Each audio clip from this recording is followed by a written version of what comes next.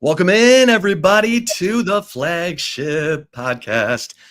It is February 19th, full disclosure. I'm Chip Brown of Horns247.com, joined as always by my esteemed colleague and proud Tampa Catholic graduate, the one and only Eric Henry.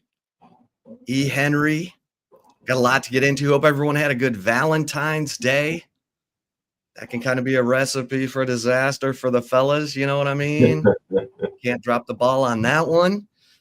But yeah, and feel free to chime in on the YouTube comments as we're going live. See our man Chris Bennett, and please like and subscribe to the Horns 24/7 YouTube channel so that we can grow. We always appreciate that. Eric, a lot going on. I mean, Texas baseball has opened its season. Texas football continues winter workouts. We now know who's going to the NFL Combine next week. Texas men's basketball with a big win at home over Kentucky to help keep their NCAA tournament hopes alive. And the Texas women beat number 2 South Carolina, number 8 Kentucky on the road, and then number 5 LSU at home in the span of 8 days. Impressive stuff. A 12-point comeback win for Texas over LSU on Sunday. Eric was there covering every bit of it. We'll get into it. In Texas softball, instant classic between Tegan Kavan and Nigeri Kennedy of Texas Tech in a top 10 showdown in the Bevo Classic last weekend on Friday night in 40-degree temperatures and misting rain. And that didn't matter to Tegan Kavan, who struck out 18, and Nigeri Kennedy, who struck out 11 in a game that went to 9 innings. And like I said, instant classic. And Texas goes on to win the Bevo Classic. And we'll talk about the flex of their pitching depth. But Eric, how are you doing, my man?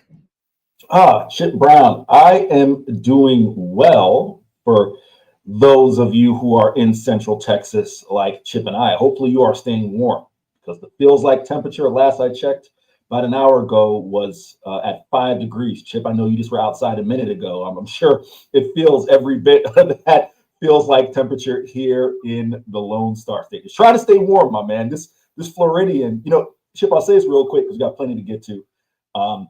The thing that I've had to adjust to moving to Texas is I actually need to check the weather, because the running joke in Florida is the easiest job is being the weather person there, because you can just say it's going to rain at 4 o'clock and it's going to be 88 and sunny, and that's it, right? That's it. Here's an actual weather pattern. Yeah, and humidity, right, in Florida? Yes, yeah, the humidity. But I mean, that comes with the territory. But this, yeah. I mean, we'll be back up in the 70s in 3-4 days, right? I am not used to that kind of fluctuation in weather. Well, yeah, I was just outside. There's like light blowing snow. Yeah. So yeah, stay warm, everybody. Drip your faucets, cover your pipes, all that. Weather forced a cancellation Texas baseball home opener, right? So that's right. An tangible effect for the Horns. I know. I was so excited. I was with the Texas baseball team all weekend in Arlington. I guess we could start there when we'll morph. But unbelievable, game 1 pitching performance from Jared Spencer, who goes 5 2/3 scoreless innings. He was mixing pitches really well. I mean, he looked like a Friday starter in the SECs, throwing it in the high 90s. That heater, nice slider.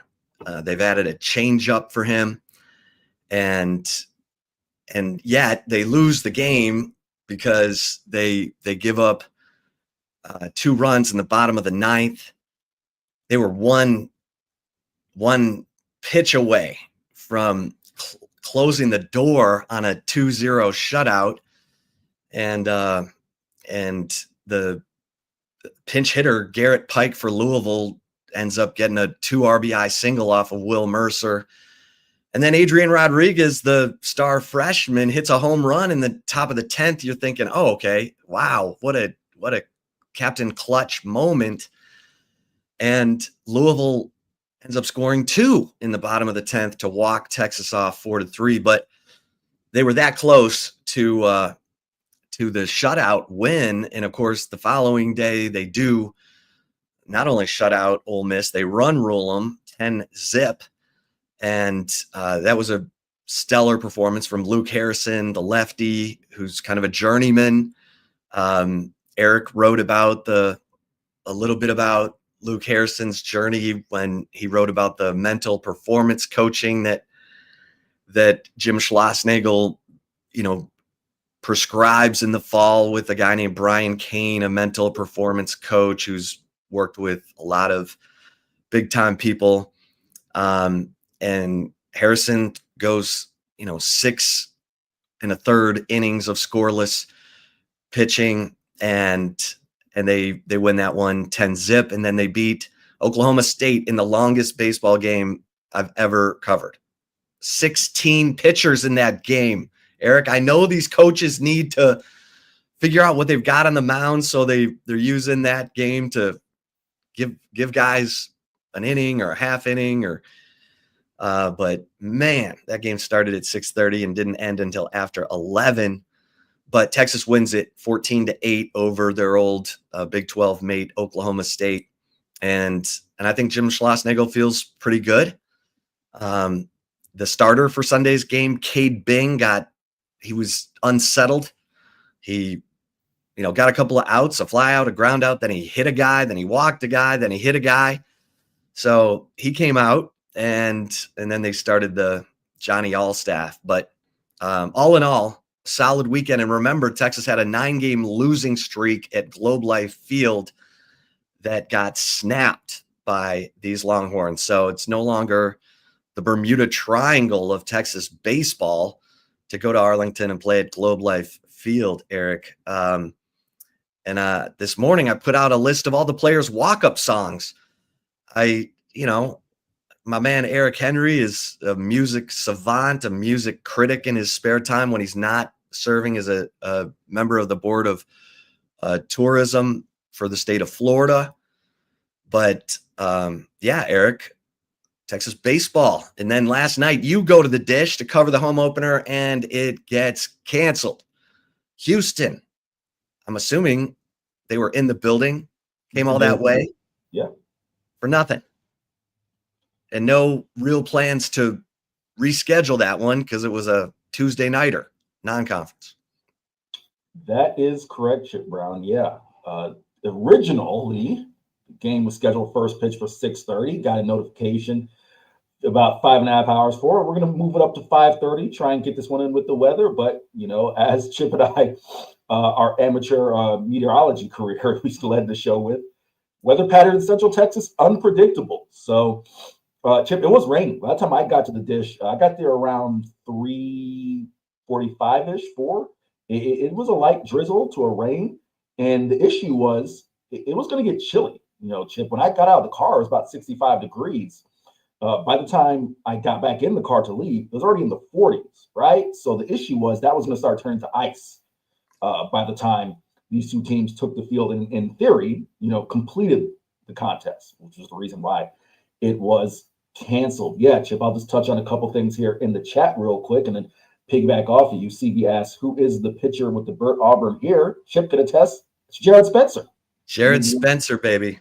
And this is part of the, Schloss has kind of relaxed some of the rules that have been unspoken in Texas, which is very like the Yankees, no exceedingly long hair, no facial hair. Well, Schloss made a deal with the players. Hey, you get the grade point average up. He was not happy with where the grade point average was when he took over. They used the fall to improve the GPA. He said, you do everything right on and off the field, and you guys can have facial hair and long hair. He said, now they got to keep this going. They got to maintain the GPA and all the, good stuff on and off the field. But yeah, so, you're seeing mustaches, beards, and Jared Spencer with some long Bird Auburn like hair. Yeah, Chip, I respect it. I respect that Slosh didn't tie it to winning. He said, "Hey, something, winning not necessarily it's it's kind of in and out of their control. Something they can control are their academics, right? So I respect Slosh for tying into that. Ruja Rojas, another player with an excellent mustache, Chip. I mean, that thing, if you haven't seen it, folks, just it's up on the website on his headshot there, the Texas baseball website. Great mustache. So Yeah, and they really like him. I mean, they feel like yeah, he can kind of do anything: middle relief, short relief, close. UTSA Schloss, transfer, for those who may not know. Yeah. yeah, UTSA transfer, and they're gonna, he doesn't like labeling one guy a closer. He said, Riojas can do it. Will Mercer, the Notre Dame transfer, can do it, and Andre Duplantier can do it. He said it'll probably be more situational. And there's still a lot of guys they need to see, but I'll tell you, Drew Rarick, the freshman from Fargo, North Dakota, was throwing in the high 90s. And for a freshman, he had good control, I thought. And Volantis, the big freshman lefty, 6'6", wears number 99, like in Major League, Charlie Sheen's character. It's Ricky Vaughn, Chip. Come on. Dylan Volantis from Thousand Oaks, California. Yeah, he showed you some stuff. He got Oklahoma State's, some of the best hitters in the middle of their lineup out. And so some positive nuggets there. Obviously, Adrian Rodriguez, holy bleep. I mean, 3 strikeouts in a row to open his college career. And then he bats .525 the rest of the weekend with 2 home runs, 3 doubles, 5 RBI. So Adrian Rodriguez is, like Max Ballou said after the game, the guy's calm. Like, it's hard to slow the game down as a freshman. And he said, this guy's so calm. I've never seen anything like it from a freshman. So I think there's a lot to be excited about. Freshman third baseman Adrian Rodriguez, E. Henry. Yeah, no doubt. Just kind of quickly finish up what I was saying there as far as yesterday's game. Houston did arrive. I mean, they got there right. We're at the ballpark.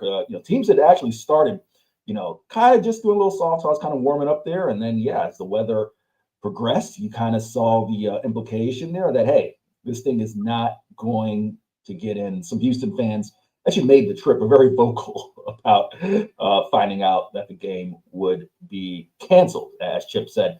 There are no plans to make it up as of right now because, as Chip said, it was a Tuesday game, so no plans there. Chip, I'll just throw this out really quick because you mentioned it with the walk up songs.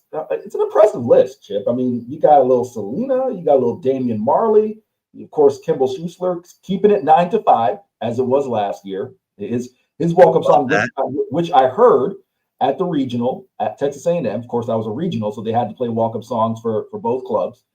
Very impressive there, Chip. I mean, this is an impressive list. We got Bone Thugs and Harmony. We got a little Brooks and Dunn, little Ghost Town DJs, my boo, Jalen Flores. I mean, Chip, this is, for guys who are in theory between 18 and 23, it's an impressive list. I mean, we got Dre, we got Dr. Dre, we got Leonard Skinner. I mean, the list goes on. So Chip actually touched upon it in his Chip Shots this morning. So go check it out there. A very impressive list for a group of guys that, in theory, there are songs that came out even before I was born, let alone before they were born.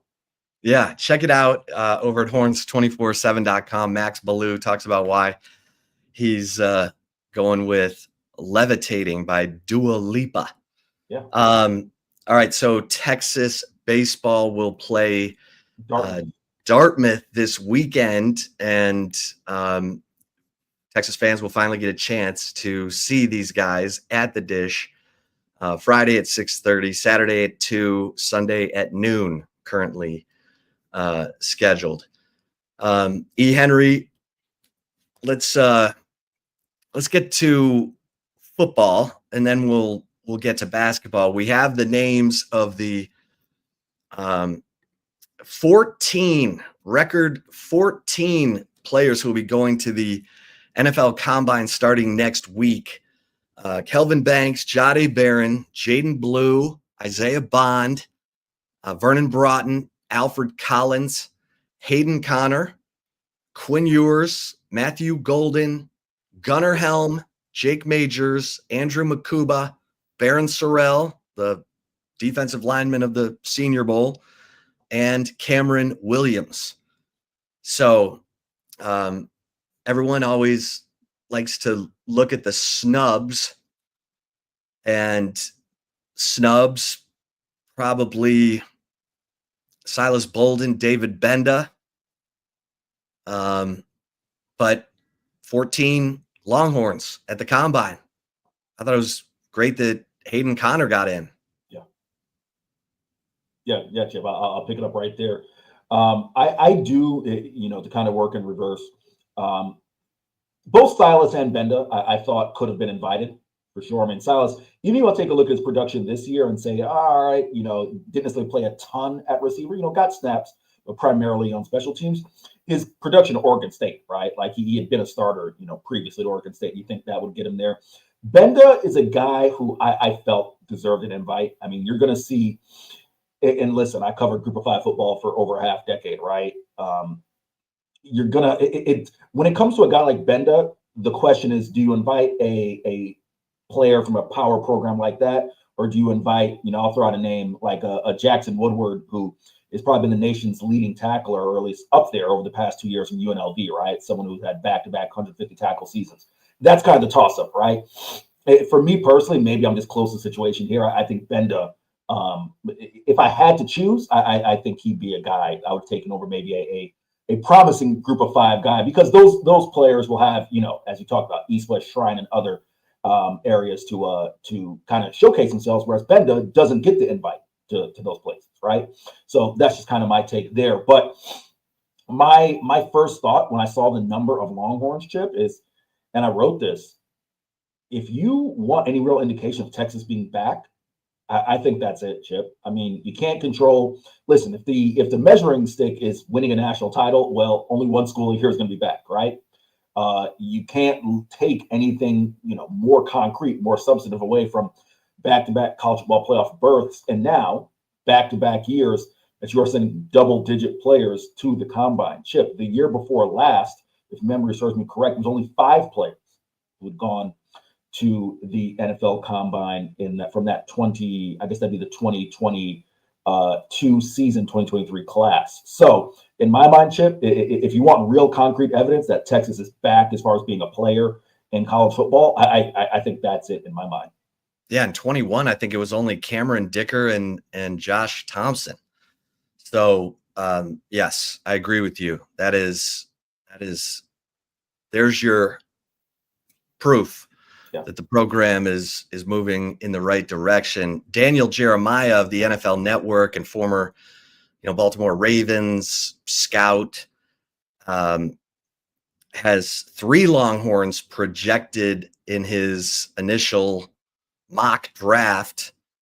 He's got Kelvin Banks going number 10. He's got Jahdae Barron going 17. And then he's got Matthew Golden going at the end of the first round to the Buffalo Bills. So 3 Longhorns projected to go in the first round as of right now. These things change a lot, and we'll have a much better sense of things after the Combine, which begins on the 27th of February. But positive. And of course, Texas just landed the number 1 recruiting class in the nation for the 2025 recruiting cycle, according to the 24/7 Sports composite ranking. So things moving in the right direction. Obviously, Eric Tashard Choice is leaving to join the Detroit Lions. Tashard Choice, the running backs coach at Texas, one of the best in all of football, a significant loss to Steve Sarkisian's coaching staff, but this is what happens when you win consistently. You coach players who go to the NFL, like Tashard Choice did, in helping to bring Jahmyr Gibbs to Georgia Tech before Gibbs transferred to Alabama. Now Tashard Choice and Jahmyr Gibbs get reunited in Detroit. That's a tough loss for the coaching staff, but that's the way of life when you're winning consistently. Yeah, those things are going to happen. Let's just call a spade, right?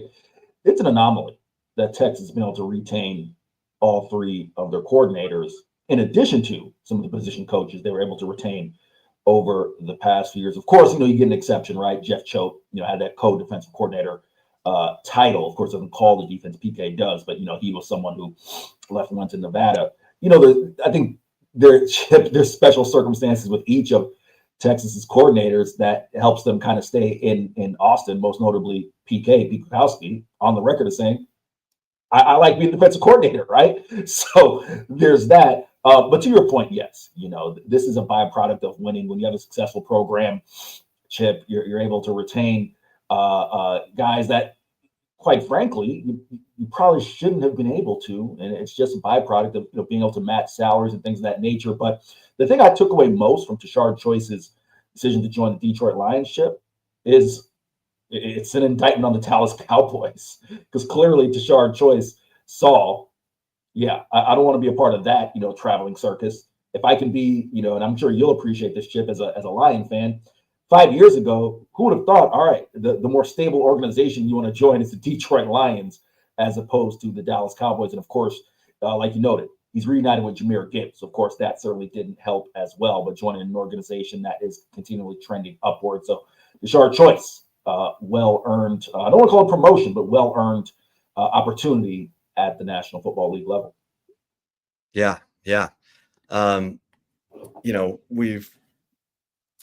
There's some names that have been floating around as, possible candidates to replace Tashard Choice, who we've reported: Norville McKenzie at Georgia Tech, Keenan Hall at Baylor, Rashad Samples at Oregon. So sometimes Steve Sarkisian will interview a candidate and go a couple of weeks before deciding. He likes to, and trust me when I tell you, there are a bunch of established running backs coaches trying to get the job. And so Steve Sarkisian's got a pile of candidates to pick from, which is a good position to be in. And based on his previous coaching track record, look for Steve Sarkisian to hire a coach who's probably still, hungry on the come up, because Sark knows that this is a demanding, grueling job, probably that trends toward the young and hungry as opposed to the established coaches who might be on the back nine of their career. No offense, because we know there are guys like Pete Carroll who at 72 years old still has the energy of a 25-year-old. But stay connected over at horns247.com on that. Eric, you in your 4 downs column talked about the impact of Tashard Choice. The thing that resonates with me, Chip, is whoever takes over this role going forward. And we'll see, of course, in today's college football, right? Players, you commit and you develop great relations with your position coach. And we'll see, what the room looks like, let's just say come spring ball, come fall camp, right? But let's just talk about a talent perspective.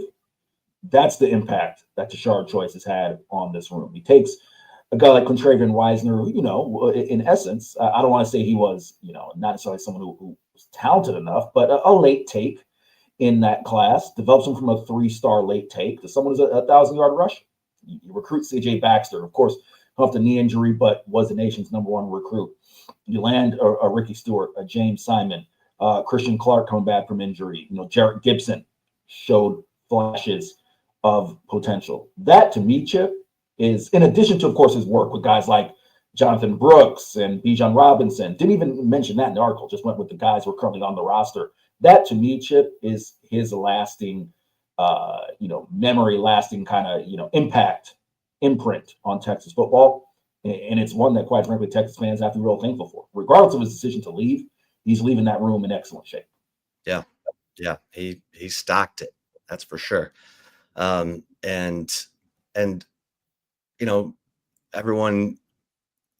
in that room, the running backs, I think had an attachment to Shard Choice. So I think Steve Sarkisian's telling everyone, hey, just sit tight. We're gonna bring in an excellent coach to continue your career. And horns247.com has had all the reacts from recruits to, you name it. So stay tuned on that front as well. And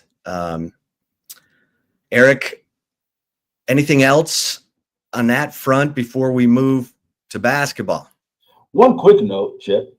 Jason McIndoe, the former Oklahoma State tight ends coach, longtime Oklahoma State tight ends coach, joining the program. Of course, he has a long relationship with several guys on the staff, was a Washington State Cougar. Jeff Banks, Johnny Nansen, the relationship there, of course, played in the NFL for a little bit. So you got to think he's coming in to, assist and likely an analyst role, Chip. But the thing I think stands out to me that I think Texas fans should take away from this is short yardage struggles, goal line struggles. Well, Jason McIndoe did a lot of work as a former offensive lineman. If you look at the way that Mike Gundy deployed that position, it was much more of an H-back, much more of a blocking position. They tried to do some things as far as kind of doing a little more modern tight end, but that was never a tight end pass catching heavy offense, right? So I think that's an area. If there's one thing to take away from his hire, is that he could have an impact in that spot, Chip. Yeah. No, that's, hey, we know Steve Sarkisian, he goes and he studies and he talks to people and he's not dumb. He knows that they've got to get some things solved. I would probably say talk to someone who's got a really good QB run package in the red zone, because you're just silly if you're not utilizing a quarterback who's 6'4", 230, who can run when you're in tight quarters. So we'll see. We know Sark did that. He kind of did it out of necessity because Quinn Ewers was coming off that ankle injury on the hip drop tackle against Kentucky. So we see Arch Manning kind of come in the red zone against A&M. He scores on a 15-yard touchdown. He had 3 carries in that game. And then it was real spotty after that, Eric. We saw him, in overtime against Georgia for one play, ran for 5 yards. Like the rushing average for Arch Manning in games that were still being contested. I know he had the fumble late, against Clemson, when he tried to take it under center and kind of bobbled the handoff to Jarrett Gibson. But that game was secure at that point. But we will see. We haven't talked to Steve Sarkisian. In spring football, we should just say, they've not put out any dates yet, but I'm hearing it will start after spring break. So, mid-March or just a little after mid-March, spring football would start. Still no decision on whether there will be a spring game. I hear Steve Sarkisian, and we've reported this, would like to go to more of an OTAs format that they have in the NFL, especially after having his players, go 16 games because of the college football playoff run. But there are those who are like, oh, come on, can't you come up with some kind of spring something for fans to come see and get excited about? So we'll see how that plays out. We should be getting an announcement soon. All right, Eric, a lot of basketball to get to. We're getting down to crunch time for the Texas men and women. Now, the women, their only concern really is, are they a number 1 seed right now? And they sure look like a number 1 seed after beating number 2 South Carolina on the road at number 8 Kentucky and home against number 5 LSU in a span of 8 days. But for the Texas men, Jerry Palm told us last week, with 6 games to go, that Texas needed to win 4. And he said it didn't really matter which 4, but they needed to get their record against the quad 1, 2, and 3 teams as close to 500 as possible. At the time, Texas was 5 games under 500 when it came to, games against quad 1, 2, and 3. And Jerry Palm said no one has ever made it in 2 games below 500. So that's the measuring stick. They got smashed by Alabama, which Alabama, awesome team. But then without Arthur Kaluma, Eric, the Texas men get 32 from Trey Johnson, 26 from Tremont Mark, and they win the game. Your thoughts? Chip, I won't, belabor the point too long, but it's not a coincidence in my mind that a guy like Tremont Mark is able to break out with Arthur Kaluma out of the lineup, right? I wrote this in 4 downs. Check it out.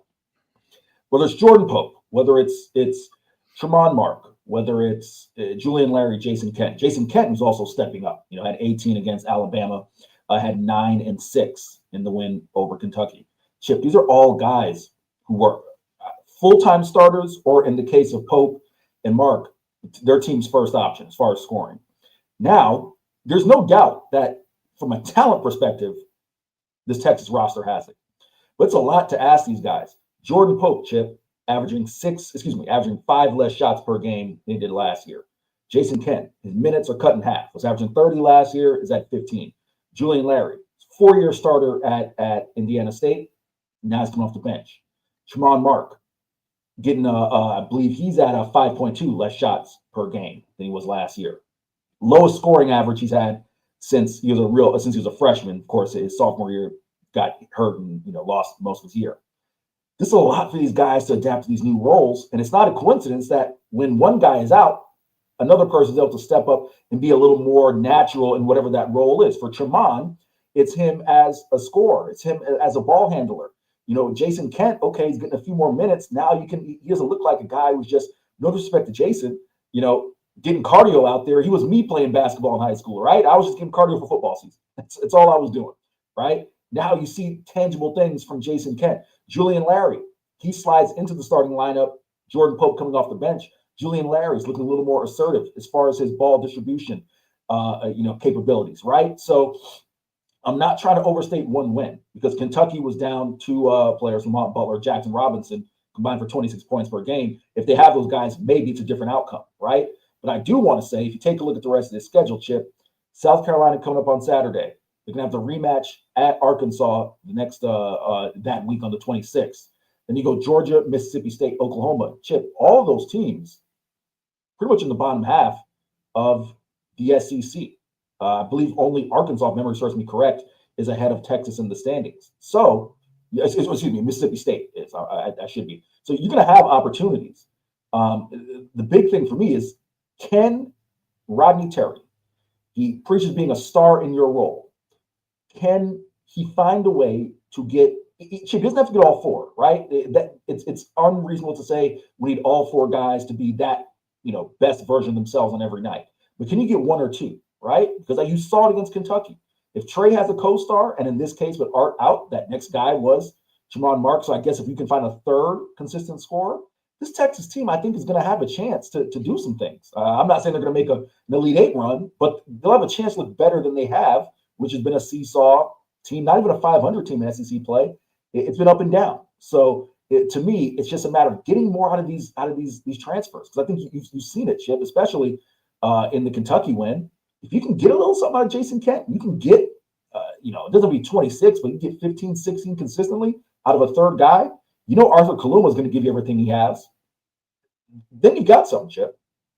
Yeah, and Tremont Mark handled the ball a lot at Arkansas last year, and you almost wonder if that's the adjustment that Rodney Terry makes here down the stretch. And obviously Tremont Mark's been,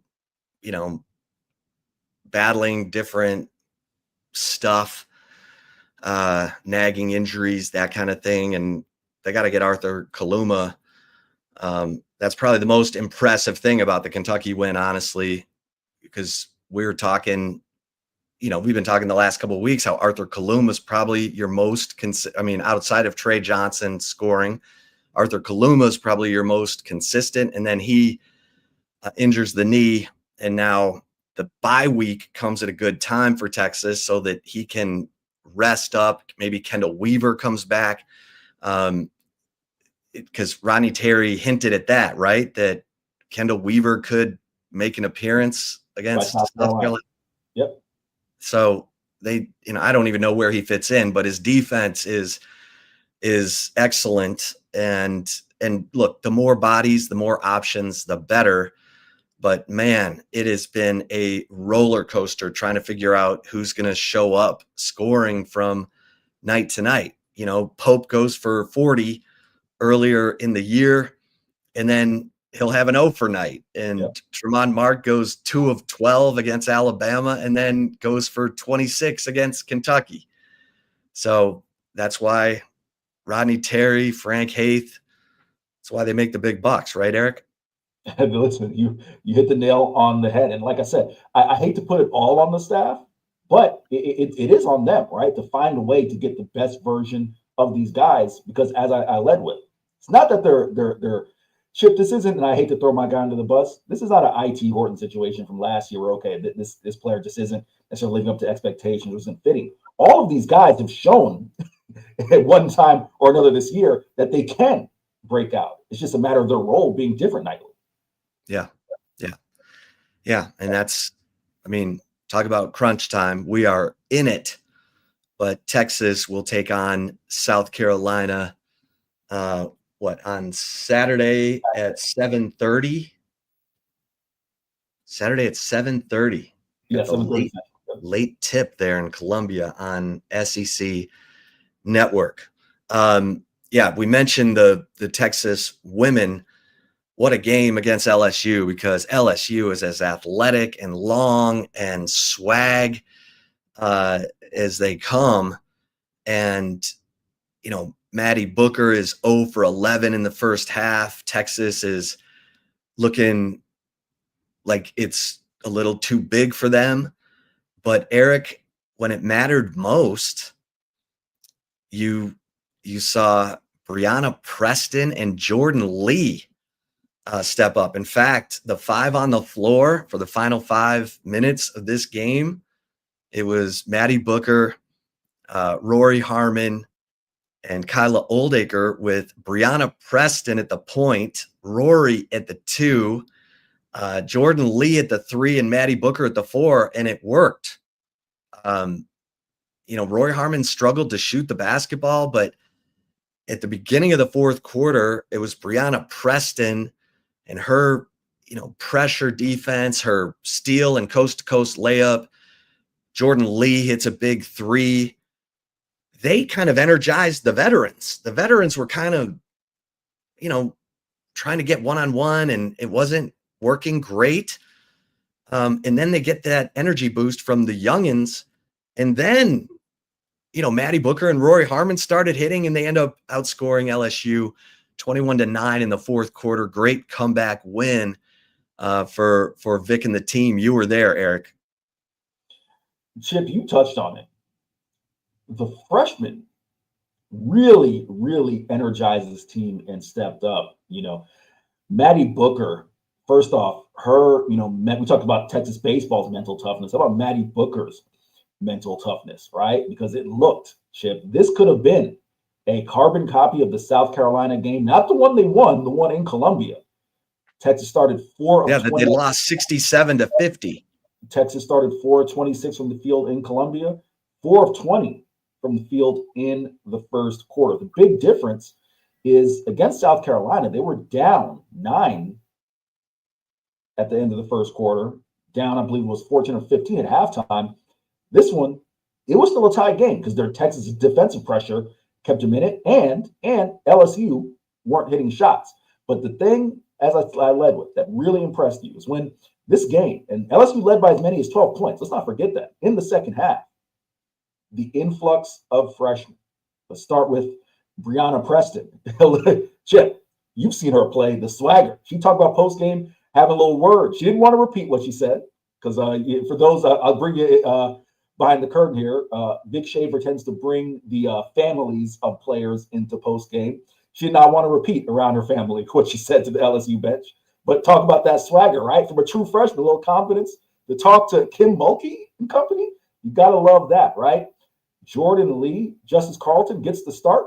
Vic Schaefer didn't want to directly say that Jacqueline Winnentanda was late for shoot around, but his direct quote was, I won't say why, but then ended it with, sometimes just being on time for a shoot around will get you an opportunity. So didn't directly say that Jack was late, but said that, Justice Carlton was on time. And she got the start and stepped up, had 5 points down the stretch in the fourth quarter. Chip, in my mind, you got to love what you saw from that team, beating the last 3 national title winners in South Carolina, of course, twice, in LSU. Talk about a confidence boost heading into the home stretch of the season. Yeah, and 21 of 21 from the foul line. Yeah, and that probably made a difference because LSU was 13 and 19. And Kim Mulkey, when I asked her post game about that, she said, well, they hit theirs. We did. In my best Kim Mulkey impression. Maddie Booker, 10 of 10 from the foul line. So despite her struggles from the field, she did it from the free throw line. And they hit all their free throws when it mattered, and they hit them all, period. So I'm very interested to see how much Brianna Preston ends up at the point, and Roy Harmon at the 2, and Jordan Lee at the 3, and Maddie Booker at the 4, because Maddie Booker's a nightmare matchup at the 4. LSU has long 6-foot guards, but their 4-player doesn't move isn't, you drag those guys out to the perimeter, that frees up space for everyone else. I kind of like that lineup, and Kyla Oldacre has become the go-to big at crunch time, and Taylor Jones is playing great. So, Texas has the best 5 position in women's college basketball when you can start off with Taylor Jones, you mix in who's more of a athletic 6'4" center. Kyla Oldacre is just a force. She's 6'6", she's hard to move. She blocks shots. She had 4 steals. And she's kind of racked up some steals here. Like, that's kind of the hidden thing. Kyla Oldacre, good quick hands. She picks people's pockets. Really impressive win. Let's see how they use this to catapult. The women don't play again until next Monday, and that will be at Georgia on the 24th. So, good stuff. Good stuff there. Huge win. Kim Mulkey used to own Texas when she was at Baylor. So for Texas to come back from 12 down and just do the little things right was really, really impressive. All right, Eric. Real quick, 15 years. The last win for Kim Mulkey in Austin. This will be the last loss for Kim Mulkey in Austin, January 31, 2010. So to your point, she owned it. Yep. I'll never forget when she beat Karen Aston when Texas was finally in a position. They were ranked high, and everyone thought, okay, Baylor's going to get it. Texas is going to beat them, and Baylor won. And Kim Mulkey said, "There's no new sheriff in town. It's still the same sheriff. Y'all know that." I mean, she's a piece of work. All right. We mentioned Texas softball. So impressive. winning 5 games in 3 days. The Bevo Classic, beating Texas Tech, who's number 8 twice. Nigeri Kennedy only pitched against Texas once, and this is the pitching flex that I wrote about over at horns247.com. So they had Tegan Kavan against Nigeri Kennedy. They knew that was going to happen in game 2. But Texas has Mac Morgan, Citlali Gutierrez, and Cambria Salmon, the freshman, who is dealing. She's the number 4 recruit in the nation for a reason. She stepped right into this rotation and is comfortable now, 3-0. And so because Texas has all that pitching, Tegan Kavan was able to start the Sunday game against Texas Tech. Texas Tech threw its freshman, Kathleen Simpson, who threw a perfect game on Friday, only the 5th perfect game in Texas Tech softball history. And she didn't even get out of the first inning against Texas. So the bats, the pitching, it was all working. And Cambria Salmon, I mean, her pitches touch close to 70 miles an hour. She is going to be a problem for opponents, no doubt about it. All right, Eric, you ready for some take it or leave it? I am ready, Chip Brown. All right, let's do it. This time, you are leading off. You will pitch to me. And the first take it or leave it, Chip. You got it. Okay, we talked earlier how Texas has 14 players headed to the NFL Combine next week. So, Eric, Texas will have 14 football players drafted come April. Take it or leave it. I am going to leave it, Chip. I'm a little skeptical on guys like Hayden Connor. That's the first one who comes out to mind, who stands out, comes to mind. If the question is, do I think they'll exceed last year's number? I think that's yes. Do all 14 guys who are invited get drafted? Not 100% sold on that, Chip. Yeah, I'll agree with that. I will leave this. Last year, Texas had 11. That matched its highest, and that goes back to 84 when they had 17 rounds. Now they only have 7 rounds of players being selected. So I agree. I think they probably come in higher than 11, but just shy of 14. All right. Take it or leave it, number 2. Take it or leave it, number 2, Chip. And I should have mentioned this in the intro. We had one take it or leave it. The rare football offseason take it or leave it that could be scored.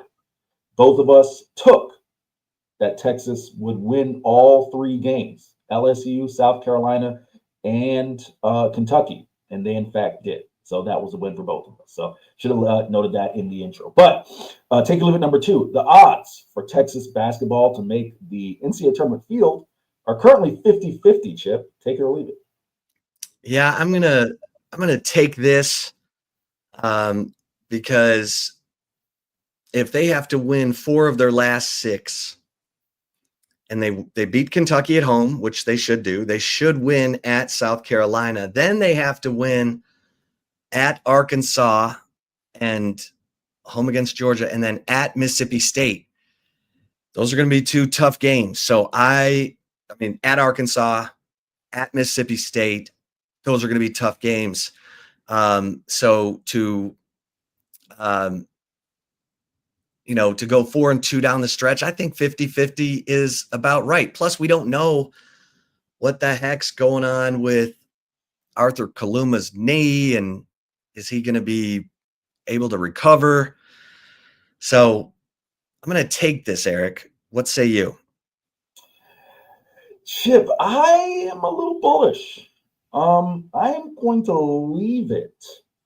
I think the SEC, by far the strongest league, Chip. And here's the reason that I kind of gives me a little reason to be emboldened by this.